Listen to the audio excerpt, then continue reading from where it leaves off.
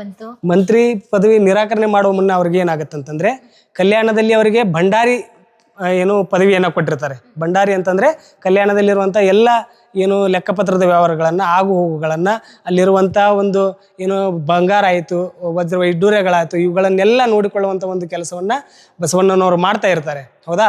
ಅವಾಗ ಏನಾಗುತ್ತೆ, ಬಸವಣ್ಣನವರು ಈ ಕಾರ್ಯವನ್ನು ಏನು ಸರಿಯಾಗಿ ಮಾಡಿಲ್ಲ ಅಂತಂದು ಹೇಳಿದಾಗ ಅವಾಗ ಏನಾಗುತ್ತೆ, ಬಸವಣ್ಣನವರಿಗೆ ದುಃಖ ಆಗುತ್ತೆ. ಅವರ ಒಂದು ಏನು ಈ ಮಂತ್ರಿ ಪದವಿ ಇರ್ತಾರೋ ಇದನ್ನು ಅವರು ನಿರಾಕರಣೆ ಮಾಡಿ ಅವ್ರು ಏನು ಮಾಡ್ತಾರೆ, ಮತ್ತೆ ತಮ್ಮ ಏನು ಕಾಯಕದತ್ತ ವಚನ ಸಾಹಿತ್ಯ ರಚನೆಯತ್ತ ಅವರು ವಾಲ್ತಾರೆ. ಅಲ್ಲಿಂದ ನೆಕ್ಸ್ಟ್ ಮುಂದೆ ಬಂದ್ರೆ ಇಲ್ಲಿ ನೋಡ್ಬೋದು ಯೇಸು, ಬುದ್ಧ, ಮತ್ತೆ ಎಲ್ಲ ಸರ್ವಧರ್ಮಗಳ ಸಮ್ಮಿಲನ ಅಂತಂತಂದು ಏನು ವಚನ ಸಾಹಿತ್ಯ ಆಯಿತು. ಹಾಗೂ ಬಸವ ಧರ್ಮ ಎಲ್ಲ ಧರ್ಮಗಳನ್ನು ಎಲ್ಲ ಜಾತಿಗಳನ್ನು ಸಮಾನತೆಯ ಕಂಡಿದ್ದು.